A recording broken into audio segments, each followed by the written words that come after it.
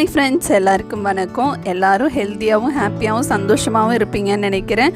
இன்றைக்கி நம்ம சேனலில் என்ன வீடியோ பற்றி பார்க்க போகிறோன்னாக்கா, என்னோடய ஈவினிங் ரொட்டீன் தான் பார்க்க போகிறோம். ரொம்ப நாள் ஆகிடுச்சு என்னோடய ரொட்டீன் ஒர்க்கு ப்ளஸ் லாங் வீடியோலாம் போட்டு, சரி இன்றைக்கி எடுக்கலாம் அப்படின்னு சொல்லிட்டு தான் வீடியோ ஷூட் பண்ண ஆரம்பித்தேன். நாங்கள் இங்கே பக்கத்துலேயே உள்ளவங்கள்ட்ட தான் பால் வாங்கிட்டுருக்கோம். அவங்க மார்னிங்கே கொடுத்துருவாங்க. நான் ஃப்ரிட்ஜில் வாங்கி வச்சுப்பேன். ஈவினிங் ஆனால் தான் பால் காய்ச்சுவேன். ஏன்னா அப்போ தான் நைட்டு குடிக்கிறதுக்கு ஈஸியாக இருக்கும். மறுபடியும் மார்னிங் வரைக்குமே எனக்கு பால் கரெக்டாக இருக்கும். இப்போல்லாம் என்னை பார்க்குற எல்லோரும் கேட்குற ஒரே கேள்வி என்னென்னா, என்ன இவ்வளோ குண்டாயிட்ட, வயிறுலாம் என்ன இவ்வளோ பெருசாக இருக்குது, வயிறெல்லாம் கட்டலையா அப்படின்னு சொல்லி தான் கேட்குறாங்க. நமக்கு என்ன நார்மல் டெலிவரி ஆச்சு, பாப்பா பிறந்தவொடனே வயிறை கட்டுறதுக்கும் வயிறு உள்ளே உடனே போகிறதுக்கும் சி செக்ஷன் ஆச்சு அப்படின்னாக்கா எப்படியும் ஒரு 6 மந்த் இல்லை 1 இயராவது கேப் விடணும். எக்ஸசைஸ் செய்கிறதுக்கோ இல்லை நம்ம வெயிட் லாஸ் பண்ணுறதுக்கோ உடனே எப்படி நம்மளால் குறைக்க முடியும்? பாப்பாவுக்கு நம்ம ஃபீட் பண்ணுறோம். அதனால் நம்ம நாம் ஹெல்த்தியாக சாப்பிட்டா தான் குழந்தைக்கு நல்லா ஃபீடிங் போகும். அதனால் நான் இவ்வளோ குண்டாக இருக்கேன் அப்படின்றதெல்லாம் நான் நினைக்கவே இல்லை. என் ஹஸ்பண்ட் கூட நினைக்கவே இல்லை, என்ன இவ்வளோ குண்டாக இருக்கா அப்படிலாம் சொல்லிட்டு. ஆனால் மற்றவங்க கேட்குற கேள்விக்கு தான் என்னால் பதில் சொல்லவே முடியல. நாம் அமைதியாக இருந்தாலுமே கூட மற்றவங்க கேட்குற கேள்விக்கு நம்மளால் பதில் சொல்ல முடியல. நானாவது பரவாயில்ல, இன்னும் எவ்வளோ பேர் எவ்வளோ ஃபேட்டாலாம் இருக்காங்க. அப்போ அவங்கக்கிட்டே இந்த மாதிரி கேள்விலாம் போக தானே செய்யும். மற்றவங்கள என்கரேஜ் பண்ணலனா கூட இந்த மாதிரி விஷயங்கள்லாம் பேசாமல் இருந்தாலே நிறைய பேரோட மனக்கவலைகள் இல்லாமல் இருக்கலாம். ஆனால் நிறைய பேர் இதை வெளியே சொல்ல மாட்டாங்க. நிறைய பேர் மனசுக்குள்ளே ஐயோ நம்ம ரொம்ப குண்டாயிட்டோமோ, ரொம்ப ஃபேட் ஆகிட்டோமோ அப்படின்னு சொல்லி ரொம்பவே ஃபீல் பண்ணுறவங்களும் இருக்காங்க. நான் அதை பற்றி கவலையே பட மாட்டேன். ஏன்னா நான் எப்பயுமே குண்டாக இருக்க போகிறது கிடையாது. முன்னாடிலாம் என்னோடய வீடியோஸ்லாம் பார்த்தீங்க அப்படின்னாக்கா தெரியும் நான் எவ்வளோ ஒல்லியாக இருந்தேன்னு சொல்லிட்டு. இப்போ பாப்பா சி செக்ஷன் அப்படின்னும் போது இப்படி தான் இருக்கும்னு நானே மைண்டில் ஃபிக்ஸ் பண்ணிட்டேன். இதுக்கு கொஞ்சம் டைம் ஆகும் குறைக்கிறதுக்கு. ஆனாலுமே கூட இதே நமக்கு நிரந்தரம் கிடையாது. நான் மனசில் அப்படி தான் ஃபிக்ஸ் பண்ணி வச்சுருக்கேன். நான் எப்பயுமே ஈவினிங் ஆனால் பால் இல்லைனா ஓட்ஸ் கஞ்சி மாதிரி செஞ்சு அதை சாப்பிடுவேன். இன்றைக்கி பால் ப்ரெட்டு நேற்று ஹஸ்பண்ட் வாங்கிட்டு வந்திருந்தாங்க. அதை தான் ஒரு 5 பீஸ் கிட்ட வச்சு சாப்பிட்டேன்.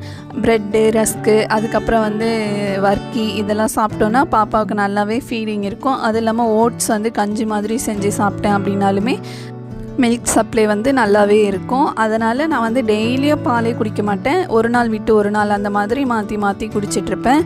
அதுக்கப்புறம் பார்த்திங்க அப்படின்னாக்கா எப்பயும் போல் வெளியே காய்கறி தான் கொண்டு வந்திருந்தாங்க.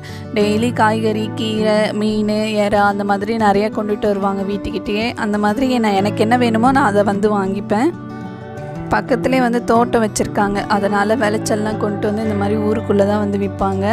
அதனால் நமக்கு தேவையானதை கம்மி ப்ரைஸில் தான் விற்பாங்க. அதனால் அப்பப்போ வாங்கிப்பேன்.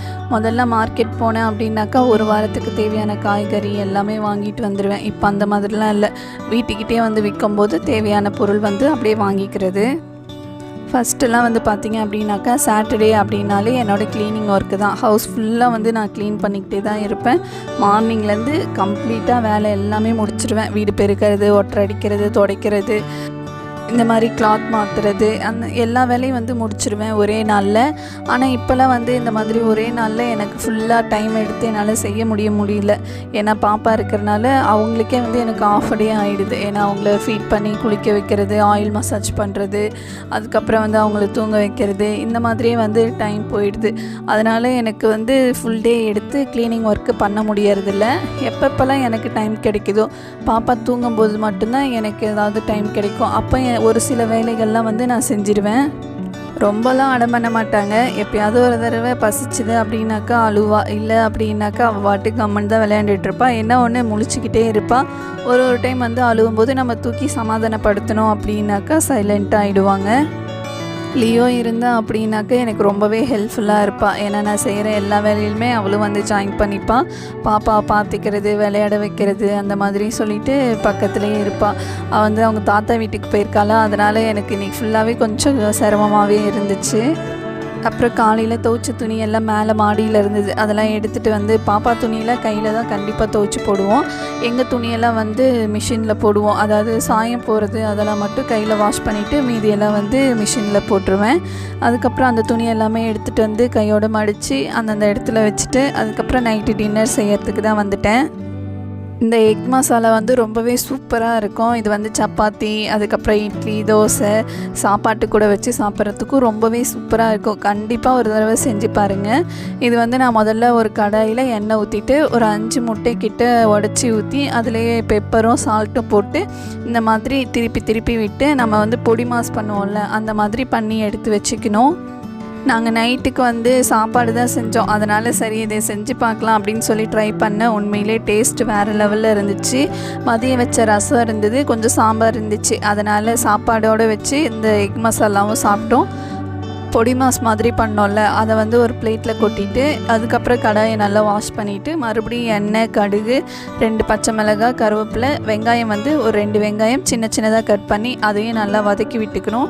அதுக்கப்புறம் ஒரு 2 தக்காளி போல் மிக்ஸி ஜாரில் அரைச்சி அதையும் ஊற்றிக்கிட்டு கொஞ்சமாக இஞ்சி பூண்டு பேஸ்ட்டு போட்டு நல்லா வதக்கிக்கலாம். அந்த பச்சை வாசனை போகிற வரைக்கும் நல்லா வதக்கி விட்டுட்டு அதுக்கப்புறம் வந்து கொஞ்சமாக உப்பு, சால்ட்டு தான் நான் சேர்த்துக்கிட்டேன், கொஞ்சம் மஞ்சத்தூள், அதுக்கப்புறம் வந்து குழம்பு மிளகாய் தூள், கடைசியாக கடையில் வாங்கின கரம் மசாலா இதெல்லாம் போட்டு நல்லா வதக்கி விட்டுட்டு கொஞ்சமாக வந்து தண்ணி ஊற்றிக்கிட்டேன். நான் வந்து ஒரு 1/2 டம்ளர் பக்கம் தான் ஊற்றினேன். உங்களுக்கு எவ்வளோ தேவையோ அந்தளவுக்கு ஊற்றிக்கோங்க. இப்போ அதையும் நல்லா மிக்ஸ் பண்ணி விட்டு ஒரு மூடி போட்டு ஒரு 10 நிமிஷம் அந்த பச்சை வாசனைலாம் போகட்டும். அது வரைக்கும் நல்லா கொதித்த பிறகு நம்ம பொடி மாஸ் மாதிரி பண்ணி வச்சுருக்கோம்ல அந்த எக்கையும் வந்து நம்ம இது கூடயே சேர்த்துடலாம்.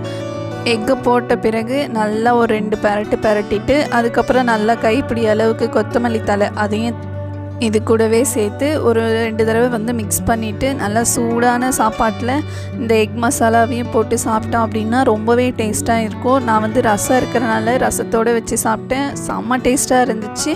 கண்டிப்பாக ஒரு தடவை ட்ரை பண்ணுங்கள். ட்ரை பண்ணிவிட்டு எப்படி இருந்துச்சு அப்படின்னு மறக்காமல் கமெண்ட் பண்ணுங்கள். எங்கள் வீட்டில் எல்லாருக்குமே வந்து இது ரொம்பவே பிடிச்சிருந்தது. நாங்கள் வந்து ஒரு 8 o'clock பக்கம்லாம் வந்து டின்னர் சாப்பிட்டு முடிச்சிருவோம். அதனால தான் கொஞ்சம் சீக்கிரமாகவே செஞ்சுட்டேன். ஃபஸ்ட்டெல்லாம் 9 o'clock 9:30 அந்த மாதிரி ஆகிடும். ஆனால் நான் ப்ரெக்னெண்ட்டாக இருக்கும்போது கொஞ்சம் நேரமாக சாப்பிட்டு பழகிட்டனால இப்போலாம் வந்து 8 o'clockே நாங்கள் சாப்பிட்டு முடிச்சிருவோம். நம்ம நைட்டு டின்னர் வந்து எப்பயும் லேட்டாக சாப்பிடக்கூடாது. ஒரு 8க்குள்ளே சாப்பிட்டு முடிக்கிறது நம்ம ஹெல்த்துக்கு ரொம்பவே நல்லது. அவ்வளோதான், நம்ம இந்த வீடியோவோட கடைசி பகுதிக்கு வந்துட்டோம். இந்த வீடியோ நிறைய பேருக்கு பிடிச்சிருக்குன்னு நம்புகிறேன். வீடியோ பிடிச்சிருக்கு அப்படின்னா மறக்காமல் ஒரு லைக் பண்ணிக்கோங்க. நம்ம சேனலில் ஃபஸ்ட் டைம் பார்க்குறீங்க அப்படின்னா மறக்காமல் சப்ஸ்கிரைப் பண்ணிக்கோங்க. தேங்க்ஸ் ஃபார் வாட்சிங். பாய் பாய்.